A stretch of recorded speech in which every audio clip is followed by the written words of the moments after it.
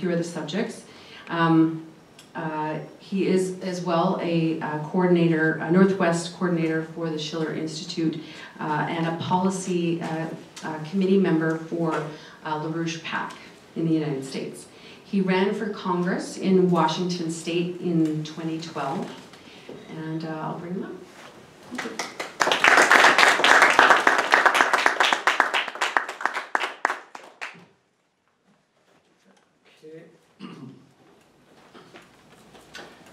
Well, thanks to Robbie, and appreciate what Mike started out with.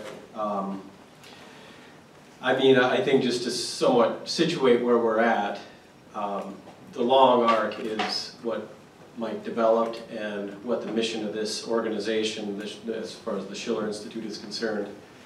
The long arc, I do think we are coming to the potential fruition of that long mission, and some of my presentation will go into that mission as fought for by Lyndon LaRouche and his wife Helga Zepp LaRouche, because to be honest, I don't think you could really understand what's developing right now in terms of the potential fruition of this new paradigm expressed in organizations like the BRICS, expressed in projects like the New Silk Road or the potential around space exploration. You really can't understand that without recognizing their role. And it's not a role of doling out thousands of dollars to political circles around the country. I can guarantee you all we have not much money to spare in terms of running our international operations. But their role has been through the power of ideas. And specifically, I think what is referenced in this writing, A Defense of Poetry by Percy Shelley, where he discusses the idea that the poets are the legislators of the world. And I think that's the role that Mr. LaRouche and his wife have played in terms of elaborating the ideas that provide a pathway, especially at a moment of profound crisis, which we are in. I will say, though, that with some of these shifts, the potential for making a new direction is here. Now, as Mike referred to, we do have this vote tomorrow in Italy, this referendum. As he mentioned, the Financial Times did threaten the nation of Italy. In fact, Il Giornale referred to it as financial terrorism, where they listed about 8 of the banks saying, essentially, watch out for your solvency. And I think these kind of statements by the Financial Times, as it was referred to as financial terrorism, indicate a certain loss by the powers that be. And by those powers, this is historically the British Empire.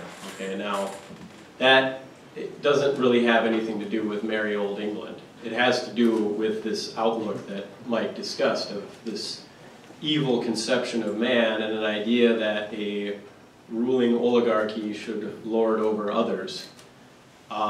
That's what the Financial Times represents, or what was discussed in the run-up to the Donald Trump, the election that we saw in the United States, and they referred to the potential victory of Donald Trump, where it was out of Goldman Sachs, they issued a memo and they said, "Don't worry, there will be no Brexit."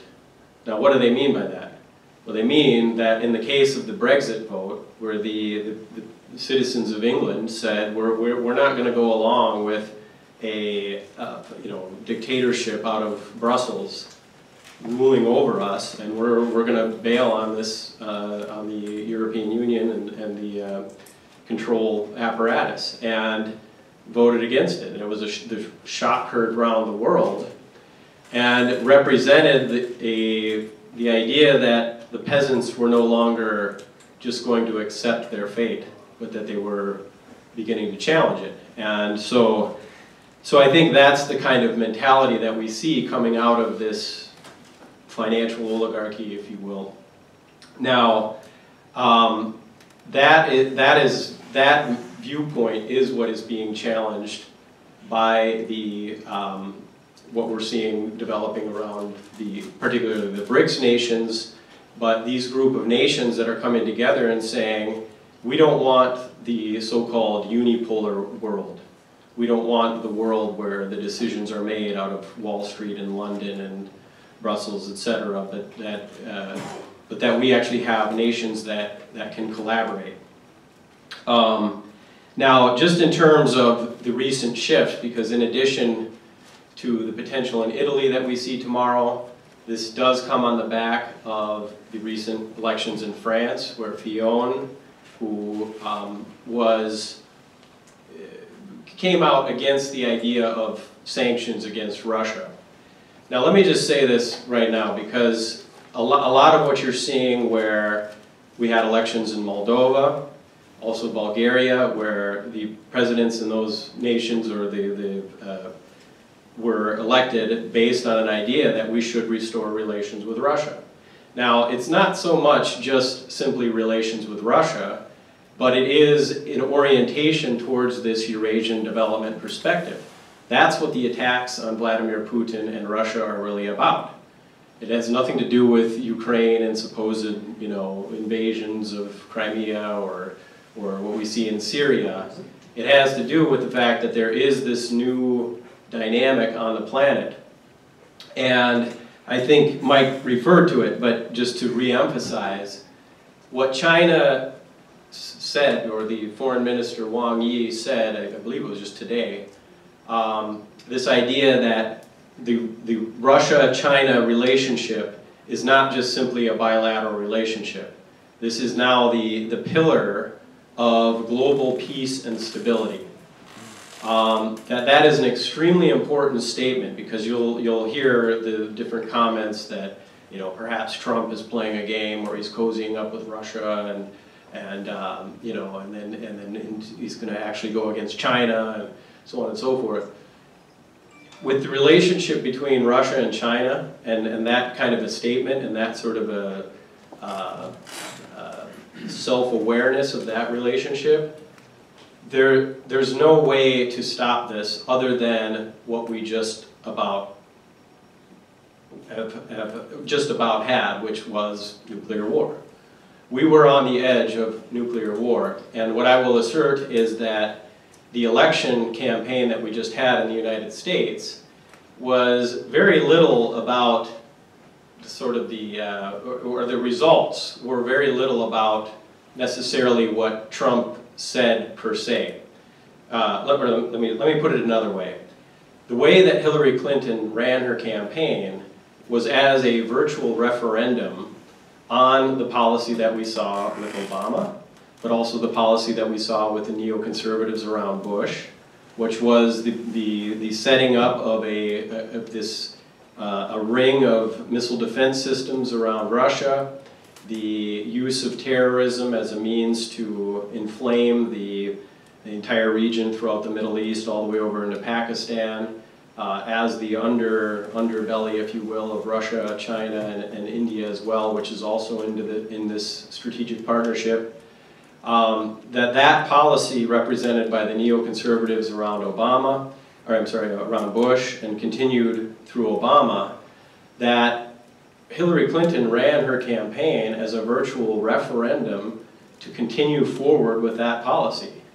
I mean, I myself identify with the Democratic Party, say the tradition of Franklin Roosevelt, John F. Kennedy, and I can guarantee you there were not many Democrats in the United States that were really gung-ho about fighting a war against Russia.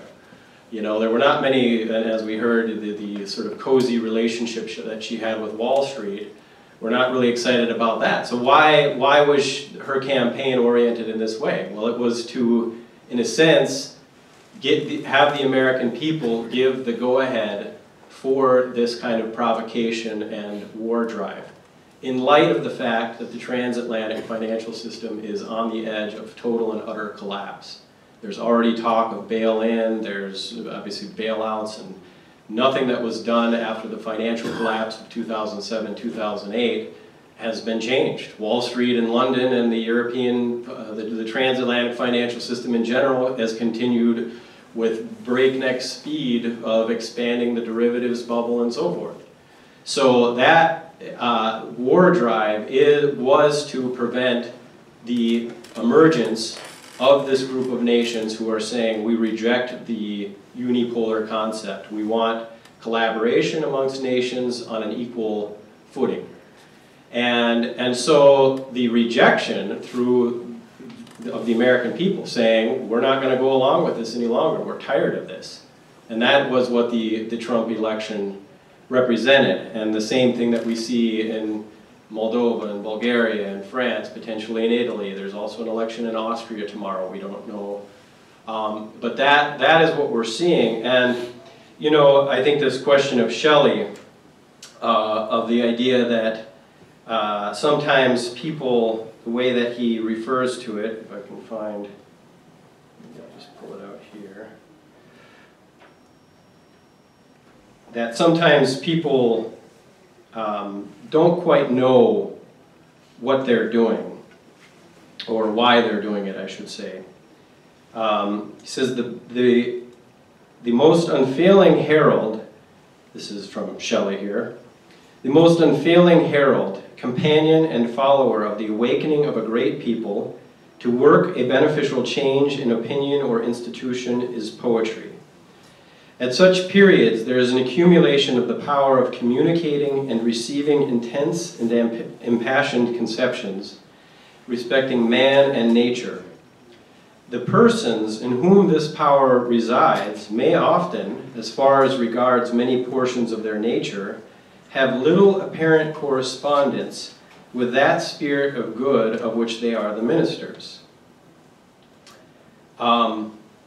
So I may come back to this, but that idea that they may be doing the good without quite realizing why. Now, what I will assert is that the mission of those of us involved in this fight in this room is to not, this has to be directed. We have a potential that's open, but there has to be a pathway created such that mankind can move in the right direction. That they know not just what the policies are, but also what the thought is. And I think that what Mr. LaRouche and his wife have done have laid that open. So now I just want to give just a somewhat of a brief sense, just partly for time and also probably turn it into an entire conference on its own. But I wanted to just show this here. This is the Executive Intelligence Review magazine, and you'll see that it is actually from July 17th, 1992. Okay, now the President of China, essentially the route of the One Belt, One Road is this route right here. Okay, now then there is the maritime route, which comes this way, and together it's called the One Belt, One Road. Do you have that up there? It's kind of a funny way they do the image, but this is what China puts out as the Silk Road. This was announced in, I believe, 2013 by President Xi Jinping at Nazarbayev University. Now, go back to the other one here. So we clearly were outlining this concept back in the early 90s. Now at this time, Mr. LaRouche was a political prisoner of the Bush Senior crowd. That's a longer story again, probably could be an entire conference on its own. But Mr. LaRouche had been in dialogues with Ronald Reagan, and I reference this because this is important to the potential that we now have with the incoming administration, is many of the networks that were around Ronald Reagan and in dialogue with Mr. LaRouche during the 1980s or even into from the late 70s, many of these people are around now involved in hoping to shape the Trump administration. Now at that time, Ronald Reagan had adopted one of LaRouche's key programs called the Strategic Defense Initiative. But there were other international programs, there was development projects that Mr. Cooper will be discussing around NWAPA, the North American Water and Power Alliance. Which actually, just while I'm thinking of it, I know that this comes up, and we'll just be honest about it, but the idea of some of these projects that Dr. Cooper will go through could be seen as the U.S. trying to steal the Canadian water. Now, the question of Russia and China, and this idea that it's no longer just a bilateral relationship, but that this is a pillar of global peace and stability, I can guarantee you, and maybe perhaps some of you could testify to this, that the relationship between Russia and China has not always been cozy. In fact, the question of Siberia, I've talked to many people from Russia who think that China just wants to steal their resources as well.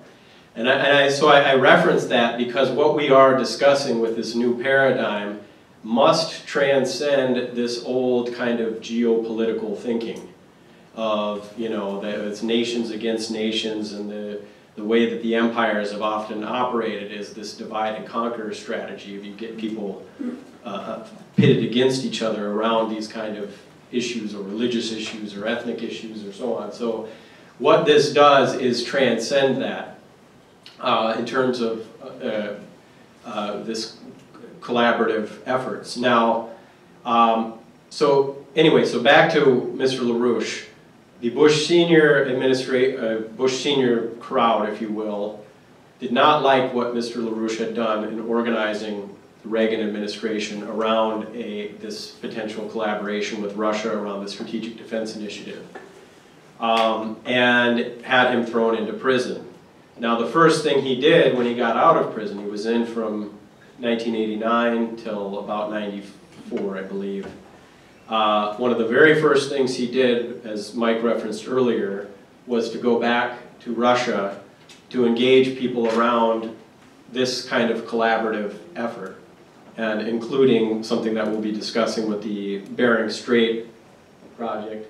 And I wasn't able to get a couple of the images of Mr. LaRouche's discussions there. One of the people, or the networks that he was talking with, was a very important economist and thinker, Professor Menshikov.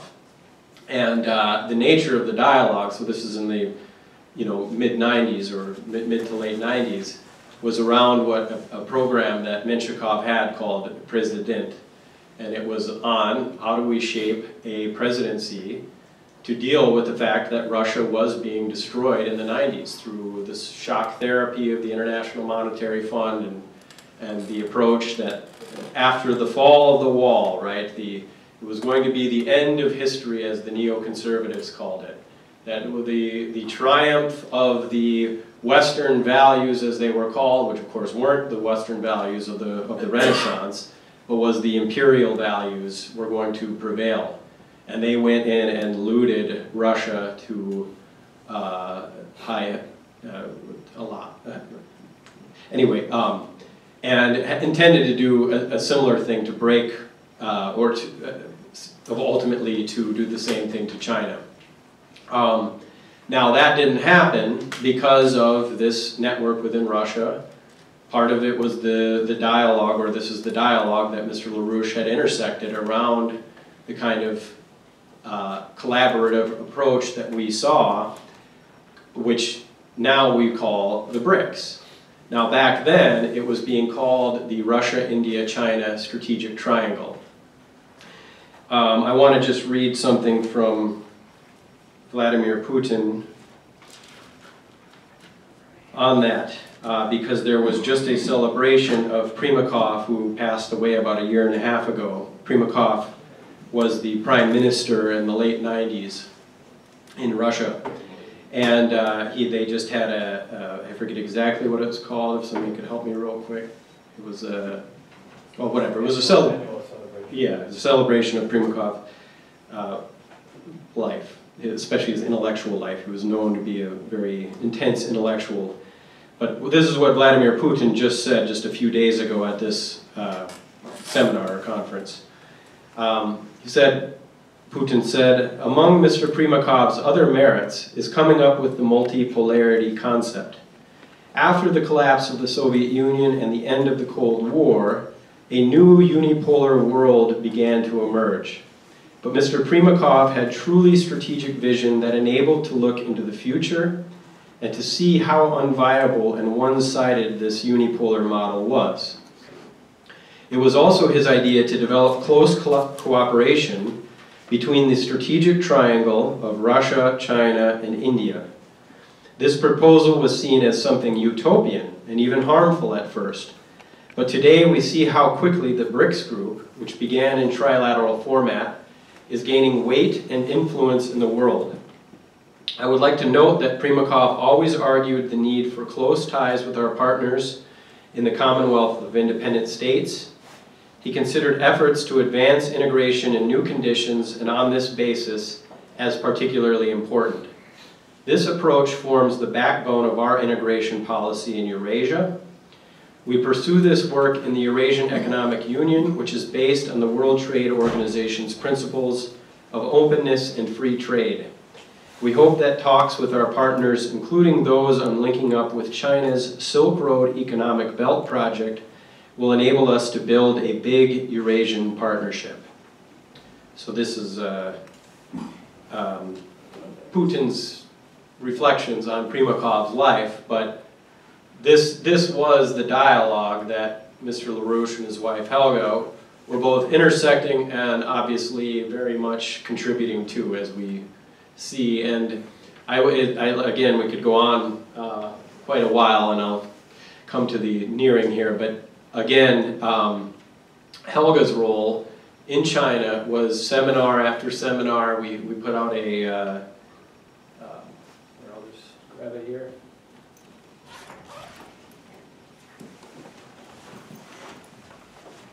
This was the culmination special report that we put out in '97, which was largely the proceedings of a conference in Beijing in '96 that laid open these kind of development plans. Now, that was met with stiff objection. The Russia, India, China strategic triangle, the potential of the United States to be involved. There was interest from the Bill Clinton administration on this concept.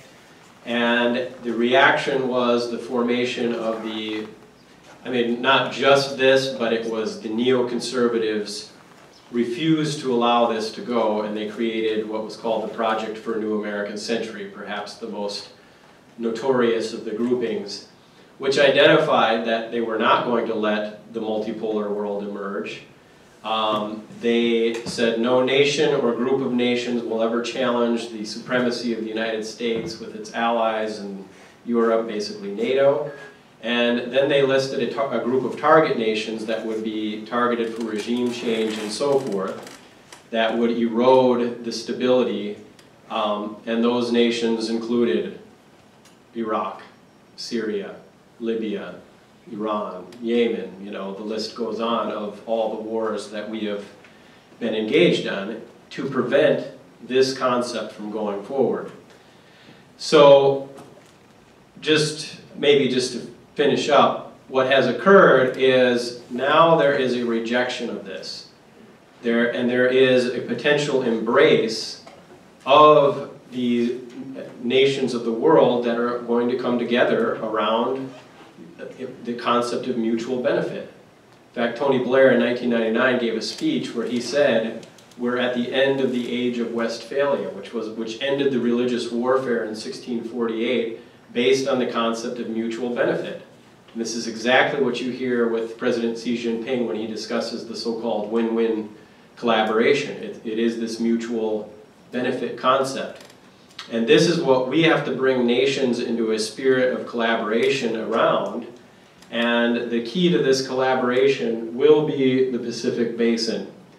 And so, just to make the point, given here we are in Canada, that if North America and South America, but particularly if the United States and Canada were to take leadership on this, on the idea that we were going to collaborate, especially across the Bering Strait, with our Eurasian partners, this would go a long way to securing a new era of peace and stability amongst nations. And that is what our mission should be. And I know that there was more that I was probably going to say, but I think I will just leave it there, and whatever else is thought of that needs to be covered, we can take it up in the Q&A session. So